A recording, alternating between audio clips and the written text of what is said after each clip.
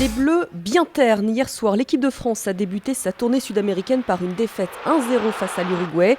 But de Suarez, l'attaquant de Liverpool, et 4e défaite de la saison pour les joueurs de Deschamps.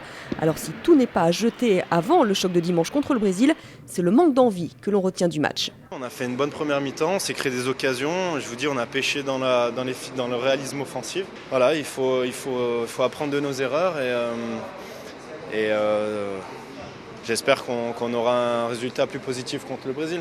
La performance de l'équipe de France n'a pas été à la hauteur de l'événement, du match. On attendait certainement beaucoup plus sur le jeu. On a certains éléments qui ont peut-être marqué des points, d'autres moins. On va dire qu'on était sur le terrain avec envie de porter ce maillot, mais pas avec trop d'envie de le gagner.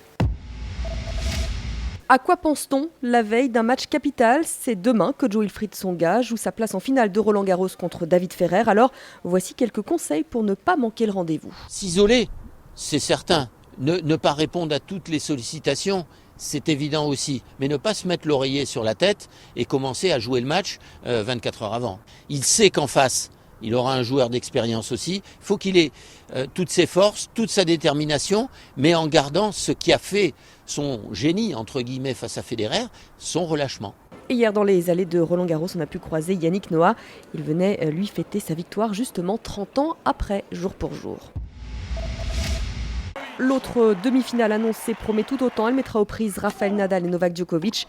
Le numéro 1 mondial a battu en 3 manches l'Allemand Tomias.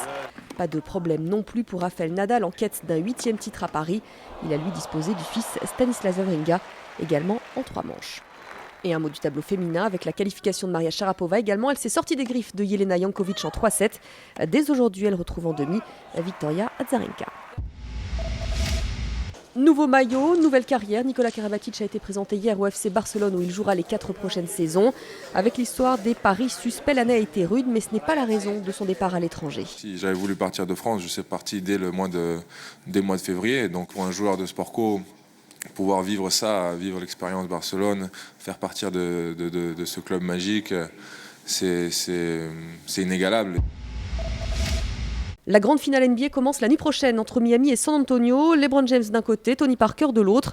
Les 2 premiers matchs ont lieu en Floride sur un parquet culte pour une finale qui pourrait l'être également. Ça devient un peu irréel, en fait, ça fait bizarre quand moi j'ai grandi justement en voyant Magic Johnson, Isaiah Thomas, Charles Barkley, Shaquille O'Neal, tous ceux qui parlent de Hall of Fame, ça fait un peu irréel. Et c'est vrai que moi j'essaie de rester motivé, concentré sur mon équipe, concentré sur les Spurs. Et donc moi je veux vraiment qu'on aille jusqu'au bout, qu'on gagne le titre, ce serait la cerise sur le gâteau.